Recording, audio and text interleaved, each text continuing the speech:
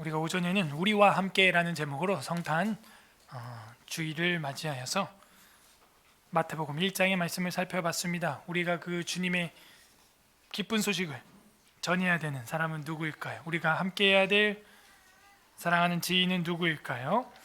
한번 생각해보는 시간을 가지셨는지요? 오후에는 웨스트민스터 신앙고백서 강의 33장 2항 심판의 목적과 결과에 관하여 하나님의 말씀을 선포하고자 합니다. 다 함께 따라하겠습니다. 심판의 목적과 결과. 심판의 목적과 결과.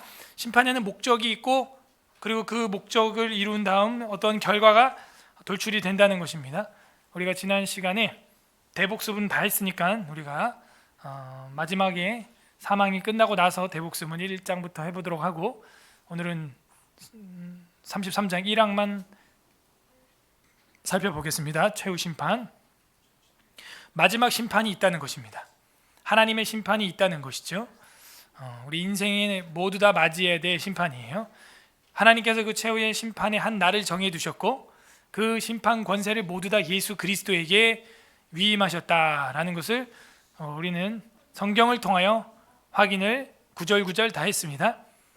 사람만 심판하는 게 아니라 천사, 보이지 않는 세계와 보이는 세계를 다 심판하십니다. 왜죠? 4장에 보게 되면은 보이지 않는 세계와 보이는 세계를 다 주님이 창조하셨기 때문입니다.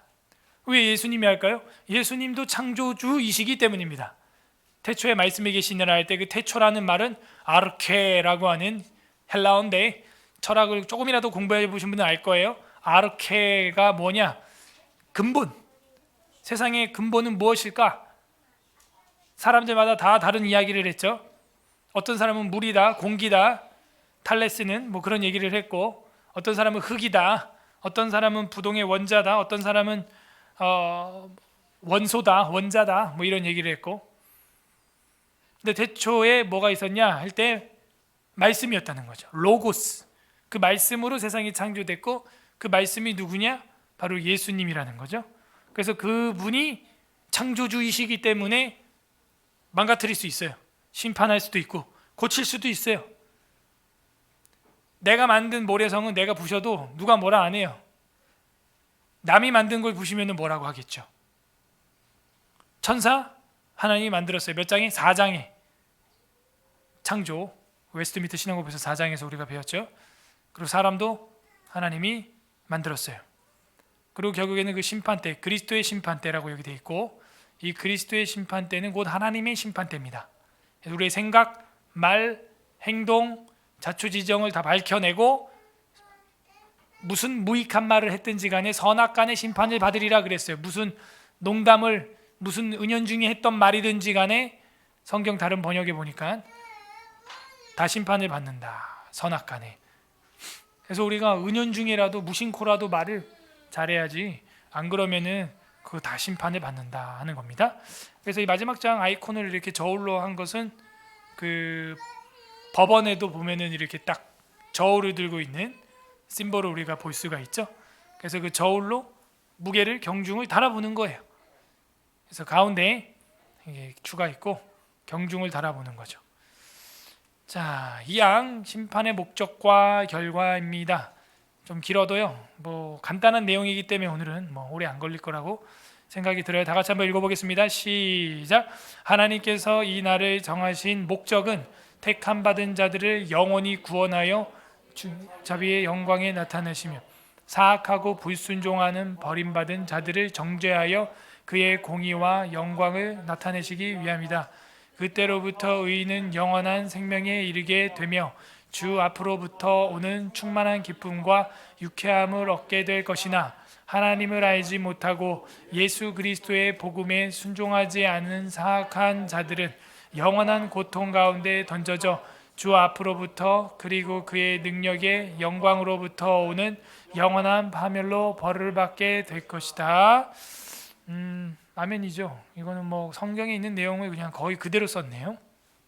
하나님께서 이 날을 정하신 목적은, 그죠? 목적이 있다 그랬죠. 그래서 심판의 목적과 결과라는 소제목을 달게 된 것입니다.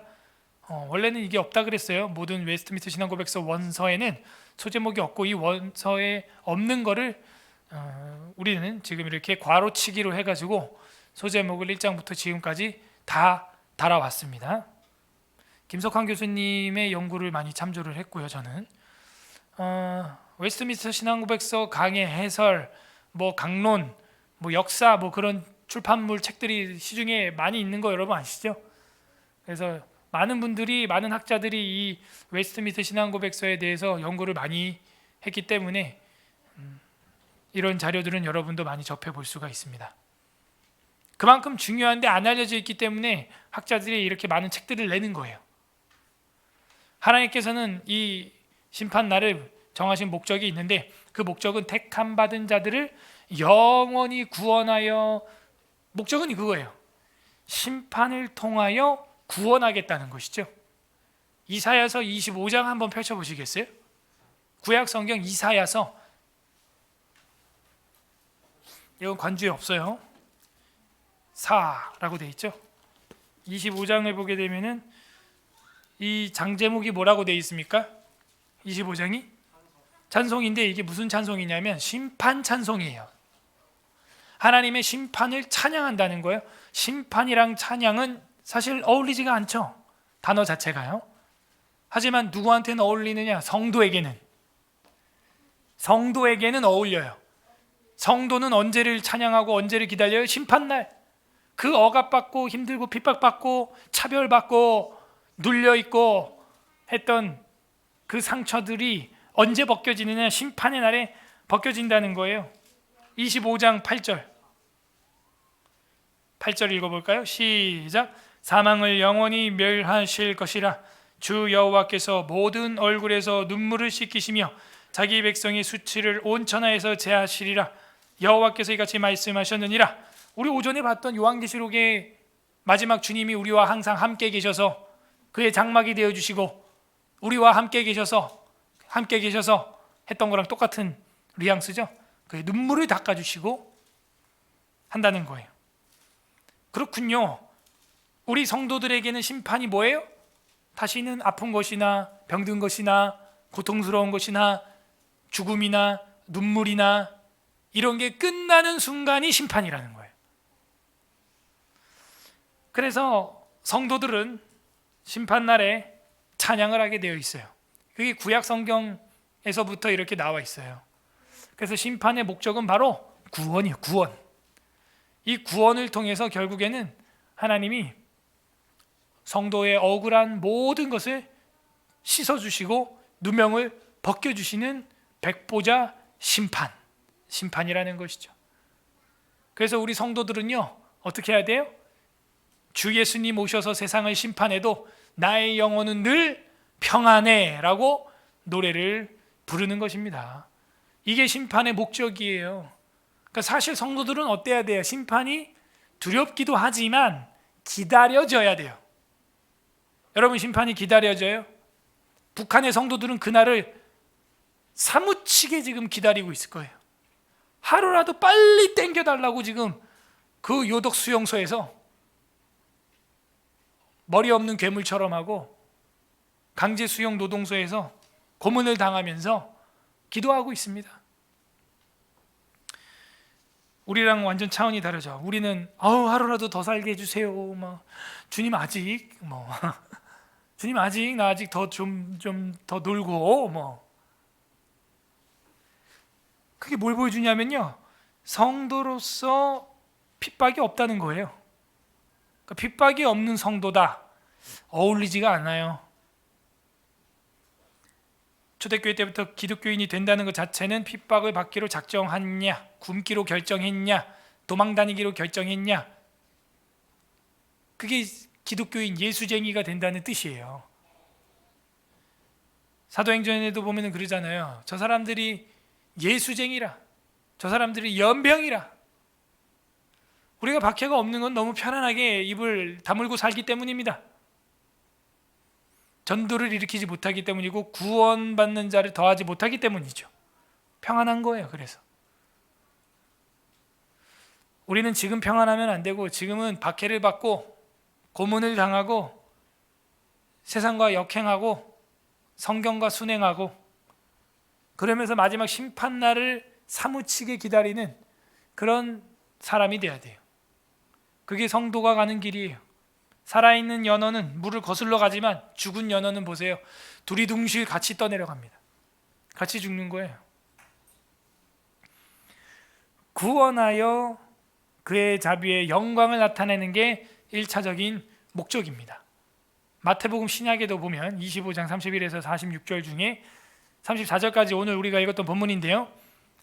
자기 영광으로 모든 천사와 함께 올 때 자기 영광의 보좌에 앉으리니 모든 민족을 그 앞에 모으고 다 모여봐 각각 구분하기를 목자가 양과 염소를 구분하는 것처럼 구분한다는 거죠.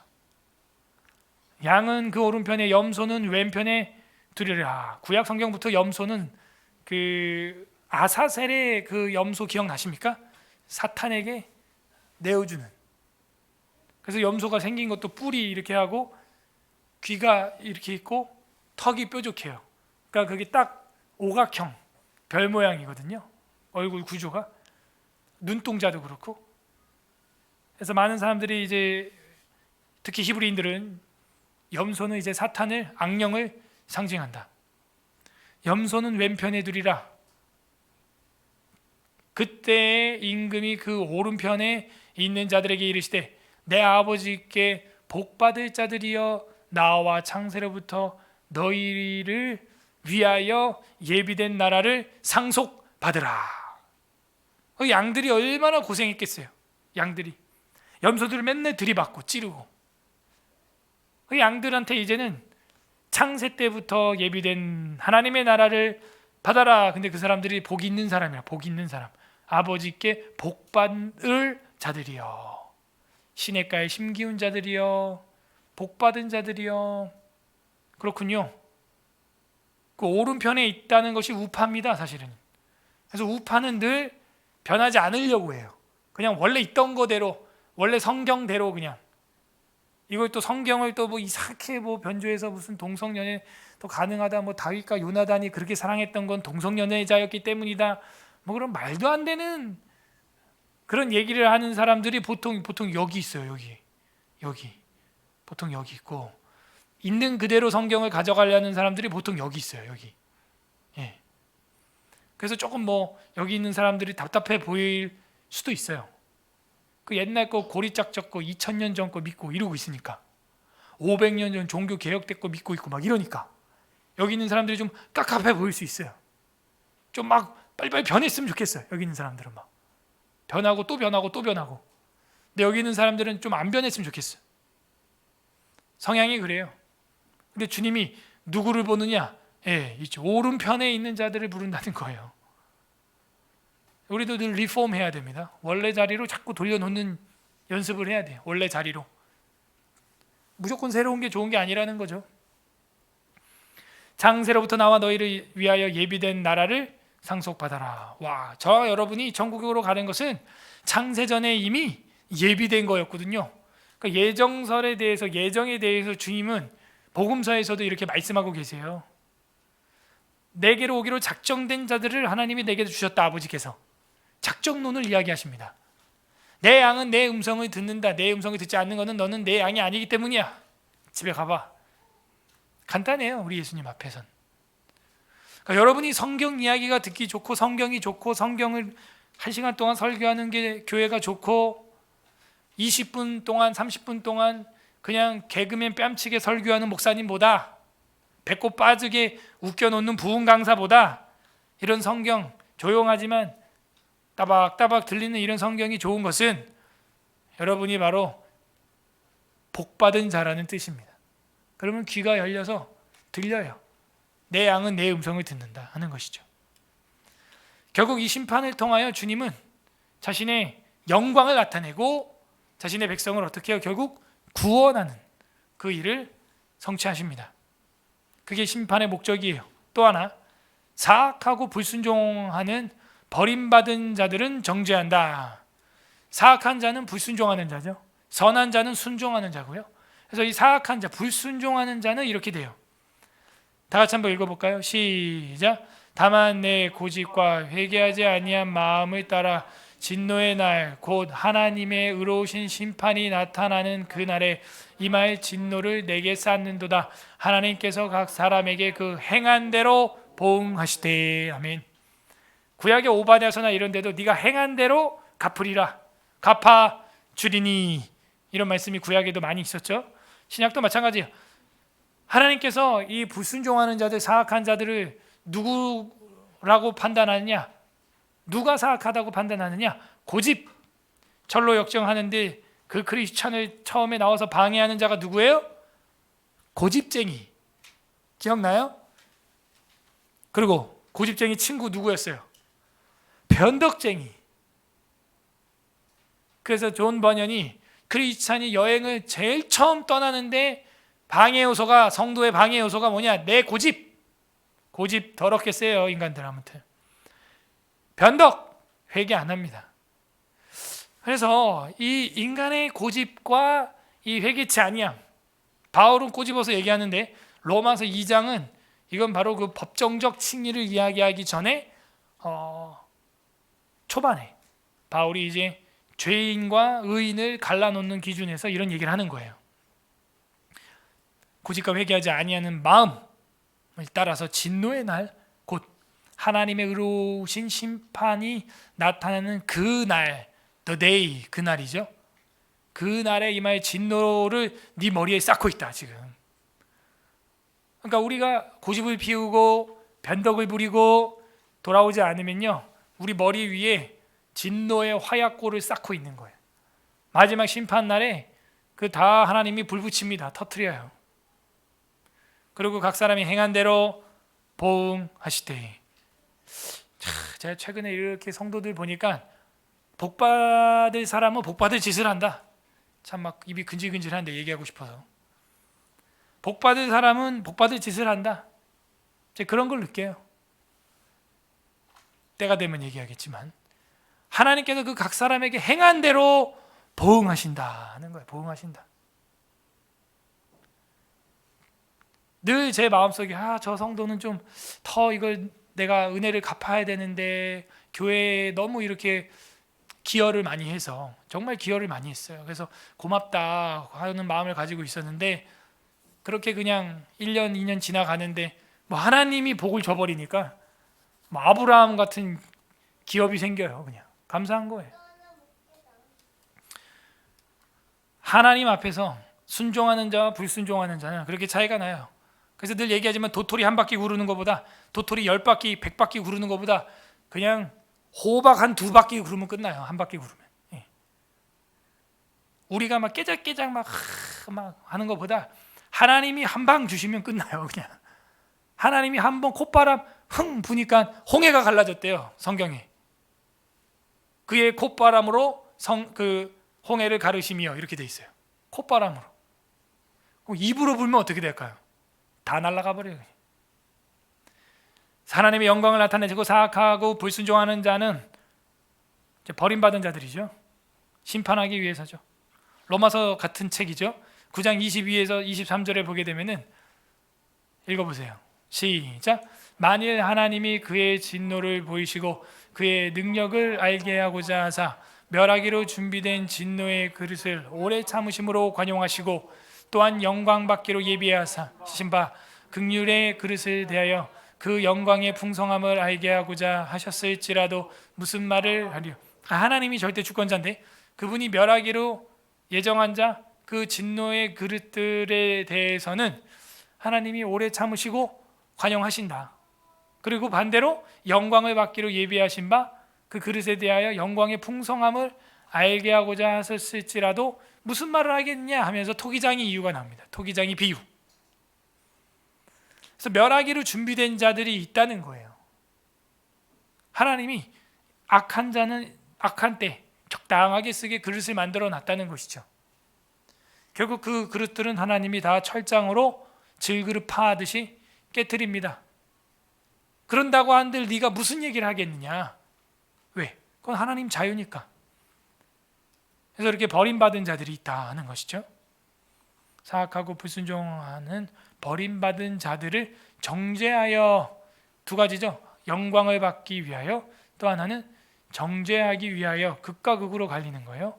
그의 공의의 영광을 나타내시기 위함이다. 결국 그 정죄하심도 주님의 영광을 드러내는 것이고, 또 구원하는 것도 뭐예요?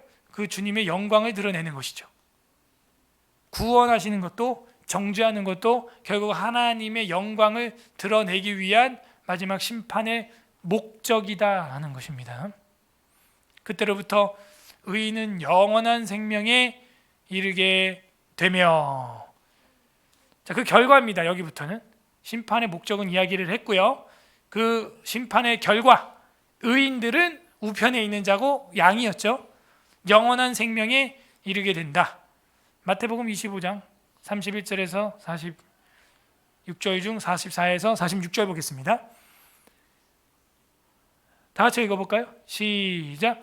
그들도 대답하여 이르되 주님, 우리가 어느 때에 주께서 줄인 것이나 모르신 것이나 나그네 되신 것이나 헐벗으신 것이나 병든 것이나 옥에 갇히신 것을 보고 공양하지 아니하더이까? 이에 임금이 대답하여 이르시되 내가 진실로 너희에게 이르노니 이 지극히 작은 자 하나에게 하지 아니한 것이 곧 내게 하지 아니한 것이니라 하시니 그들은 영벌에 의인들은 영생에 들어가리라 하시니라. 아멘. 오전에도 제가 잠깐 말씀을 드렸던 것 같은데요, 결국에는 소자에게 행한 것 뭐예요? 그 작은 자들, 어려운 자들, 목마를 때, 헐벗었을 때, 병들었을 때, 옥에 갇혔을 때 돌아본 사람은 예수님을 제대로 만나고 있는 사람, 예수님을 제대로 믿고 있는 사람, 그리고 그 모임을 통해서 내가 너희와 항상 세상 끝날까지 항상 함께하리라 하는 것을 경험하고 있는 사람, 그 사람이고, 그걸 하지 않는 사람은 주님이 없는 사람이라는 거예요. 그래서 이 윗절에는 사실 그 반대가 나오거든요. 너희를 위해서 준비된 영벌에 들어가라 하면서 우리가 언제 주님을 그렇게 외면했습니까? 네 가까운 지인한테 그렇게 하지 아니하는 것이 내게 그렇게 하지 아니한 거다. 그래서 앞에도 보면은 냉수 한 그릇이라도 대접하는 자는 그 상이 있다 그러잖아요. 그래서 우리가 얼마나 아브라함의 후손처럼 베풀고 있는지, 그리고 그렇게 베풀다가 은연중에 천사도 베풀고 있는지, 그렇게 베풀다가 하나님의 사자까지도 우리가 섬길 수 있을 정도로 섬기고 있는지, 아니면 인색한지 생각을 해보게 되는 구절입니다. 그렇게 의인과 악인의 구별을 그들의 삶을 통하여 하시는 예수님의 그 말씀이 마태복음 25장에 나와 있다는 것입니다. 이것은 행위 구원론이 아니고요, 성도는 회개하고 성화된다라는 개념으로 바라봐야 됩니다. 그런 사람들은 이제 영원한 생명, 의인들은 영생에 들어가리라 한다는 것이죠. 구원받은 자의 결과는 영원한 생명으로 삶을 시작하는 것입니다. 주 앞으로부터 오는 충만한 기쁨과 유쾌함을 얻게 됩니다. 웃을 일 없죠, 요즘에. 그런데 영원한 생명을 얻게 되고 천국을 확신하게 되는 사람은 기쁨과 유쾌함이 넘친다 하는 겁니다. 앞에 히터 좀 꺼주세요. 너무 좀 목이 건조해. 주 앞으로부터 오는 충만한 기쁨과 유쾌함, 이 단어만 봐도 기쁘지 않습니까? 와, 충만한 기쁨과 유쾌함. 그렇게 유쾌하게 좀 살고 싶다, 그런 소망이 있지 않아요? 그러나 하나님을 알지 못하고 예수 그리스도의 복음에 순종하지 않은, 그 위에서도 사악한 사람을 불순종하는 사람이라고 표현하더니 여기 밑에도 복음에 순종하지 않은 사람을 사악한 자들이라고 표현하네요. 그렇군요. 다른 게 죄가 아니에요. 주님의 말씀에 순종하지 않는 것, 복음에 순종하지 않는 것, 순응하지 않는 것, 그게 죄고 그게 사악한 것이다 하는 것입니다. 자녀가 뭐 매맞을 일이 있겠습니까? 불순종할 때예요. 그 딱 하나입니다. 뭐 밥을 많이 먹었다고 맞는 것도 아니고, 잠을 10분 더 잤다고 회초리 10대 맞는 거 아니죠. 10분 더 잤다고. 어머니 아버지에게 회초리 맞는 순간은 단순해요. 그 원리는 불순종입니다. 그거를 엄마 아빠가 너 사악해 라고 말은 안 하지만 본능적으로 죄라고 느끼는 것이죠.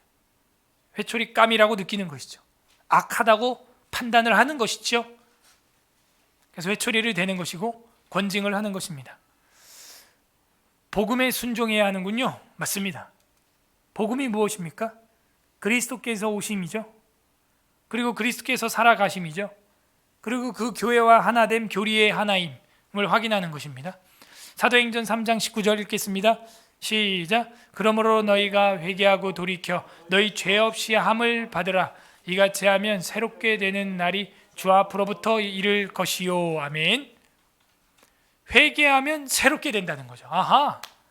그러니까 사도행전의 이런 말씀이 교회론인데요. 사도행전은 결국 서신서에 가면 이런 것들이 신학적으로 꽃을 피죠.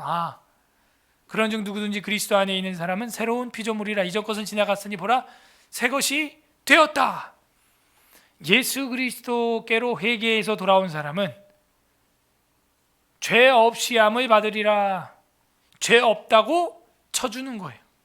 법정적 칭의지 그 사람이 질적으로 의인이 됐다는 얘기가 아니에요. 야곱이 에서를 흉내내기 위하여 염소털을 바른 것과 같이 예수님을 우리는 입었을 뿐이에요. 죄 없이 함을 받으라. 이같이 해야 하면 새롭게 되는 날이 주님 앞으로부터 이를 것이다. 진짜 새롭게 되는 날은 뭐였어요? 이 썩을 것이 썩지 아니함을 입겠고 사후의 세계와 죽은 자의 부활. 그죠? 이 죽을 것이 죽지 아니함을 입으리라. 내가 육체 밖에서 주님을 보리라. 내가 육체 안에서 주님을 보리라. 새로운 날이 온다는 거예요. 그 날이 없다면은 이 땅에서 핸디캡을 가지고 살아간 육체를 가지고 있는 우리 사랑하는 지인들이 얼마나 억울합니까? 억울합니까? 그래서 주께서는 모든 것을 새롭게 하십니다. 데살로니가후서 1장 7절에서 10절을 보게 되면은 환난을 받는 너희에게 우리와 함께 안식을 준다는 거예요. 그러니까 아까 제가 모두에 말씀드렸지만 예수쟁이가 됐는데 아무런 핍박도 박해도 프로테스탄트 저항할 일도 없다. 그거는 죽은 연어와 같아요. 그냥 흘러가는 물 따라 그냥 두둥실 떠나가는 연어 시체고, 팔딱팔딱 살아서 생육하고 번성하려는 연어는 그 물을 역행해서 불금의 뺨을 맞아가면서도 불금에게 먹혀 나갈 위험을 감수하면서라도 그 강물을 역행해 올라가는 겁니다. 환난 받는 너희는 성도예요. 정확히 환난 받는 너희에게는 우리와 함께 안식으로 내가 갚아줄 것이고, 그게 하나님의 공이다. 주 예수께서 자기의 능력의 천사들과 함께 하늘로부터 불꽃 가운데에서 나타나실 때 하나님을 모르는 자들과 그 우리 주 예수의 복음에 복종하지 않는 자들에게는 형벌이 있을 것이다. 복음의 불순종이고 그건 사악입니다. 예수님이 육체로 오심을 부인하는 것이고 예수님이 어린 양의 피 흘리심을 부정하는 것이죠. 그렇군요. 예수의 복음을 복종하지 않으면 그거는 형벌입니다. 사면받지 못했기 때문이죠. 이러한 자들은 주의 얼굴과 그의 힘의 영광을 떠나 영원한 멸망의 형벌을 받으리로다. 그날에 그가 강림하사 그의 성도들에게서 영광을 받으시고, 이거 아까도 우리가 봤죠? 심판의 목적은 구원하여 영광 받으시고 악한 자들을 징벌하여 영광 받으시기 위해서다. 모든 믿는 자들에게서 놀랍게 여김을 얻으시리니 이는 우리의 증거가 너희에게 믿어졌음이라. 괄호축이 되어 있는 건 어떤 사본에는 있고 어떤 사본에 없는 거예요. 근데 우리가 가지고 있는 사본에는 있어요. 그래서 괄호를 썼어요. 번역을 했어요. 우리의 증거가 너희에게 믿어졌음이라. 복음을 믿는 자와 믿지 않는 자는 순종하는 자와 불순종하는 자로 하나님 앞에 양과 염소로 나뉘어지는 것입니다. 여러분은 환난 받고 있습니까? 그러면 안식으로 주님이 갚아주실 거예요. 천사들과 함께 불꽃같이 임하시면서 그렇게 갚아주십니다. 그게 성도의 삶이에요. 아무런 저항도 프로테스탄트 할 것도 없는 삶이다. 돌아봐야 돼요. 돌아봐야 됩니다. 내가 기독교인으로 빛과 소금을 내면서 사는가 돌아봐야 돼요. 복음에 순종하는 삶, 그것입니다. 그러므로 성도들은 환난 중에 있기 때문에 뭘 찬양한다고요? 심판을 찬양한다고요. 심판을. 복음에 순종하지 않은 사악한 자들은 영원한 고통 가운데 던져져 주 앞으로부터, 그리고 그의 능력의 영광으로부터 오는 영원한 파멸로 벌을 받게 될 것이다. 여기서 관주를 하나 좀 넣어줬으면 하는 좀 아쉬움이 있는데요, 관주가 없어요. 요한계시록에 보게 되면 한번 찾아보시죠. 계시록 22장. 요한계시록 19장 보겠습니다. 요한계시록 19장 20절 21절 두 절인데요. 한번 다 같이 읽어보겠습니다. 요한계시록 19장 420페이지 420페이지 요한계시록 19장 20절 21절이 있습니다. 시작. 짐승이 잡히고 그 앞에서 표적을 행하던 거짓 선지자도 함께 잡혔으니 이는 짐승의 표를 받고 그의 우상에게 경배하던 자들을 표적으로 미혹하던 자라. 이 둘이 산채로 유황 불 붙는 못에 던져지고 그 나머지는 말탄 자의 입으로부터 나오는, 말탄 자는 우리 주 예수 그리스도시고요. 그 입에서 나오는 검은 뭐예요? 칼. 입에서 예리하게 나오는 검은 말씀이죠. 그것으로 다 죽어요. 심판받아요. 그 시체들은 새가 와서, 독수리가 와서 뜯어먹고 새만 배가 불러졌다. 이런 최후의 심판을 당하게 됩니다. 그리고 20장 11절 보세요. 이거 중요하죠. 20장 11절이 있습니다. 시작. 또 내가 크고 흰 보좌와 그 위에 앉으신 이를 보니 땅과 하늘이 그 앞에서 피하여 간데 없더라. 완전히 다 이전 것은 주님이 밀어버리고 벌거벗은 것과 같이 심판해요. 12절. 또 내가 보니 죽은 자들이 큰 자나 작은 자나 그 보좌 앞에 서 있는데, 흰 보좌죠, 백보좌죠. 책들이 펴 있고 또 다른 책이 펴졌으니 곧 생명책이라. 죽은 자들이 자기 행위를 따라 책들에 기록된 대로 심판을 받으리래. 아까도 행한 대로 갚으신다 그러시더니 여기도 그렇게 돼 있고, 15절 다 같이 읽어요. 시작. 누구든지 생명책에 기록되지 못한 자는 불못에 던져지더라. 이렇게 되는 거예요. 그러면 여기서 구원받는 자들이 누구냐? 핍박받고 박해를 받되, 얼만큼 핍박받고 박해를 받냐? 순교하기까지, 마르티스, 증인이 되기까지, 순교자가 되기까지, 예루살렘과 온 유다와 땅끝까지 이르러 내 마르티스, 순교자가 된 사람들. 요한계시록 우리가 5째 인을 뗐을 때인가요? 순교자들이 제단 아래서 호소하는 거 기억나세요? 저들을 심판해 주지 아니하시는 것이 언제까지니까 하니까 주님이 아직 기다려라. 너희 동무들도 순교자들이 더 나올 것이고 그때까지는 좀 더 기다려라 하면서 흰 두루마기를 입혀주는 장면 우리가 봤어요. 강좌 시간에.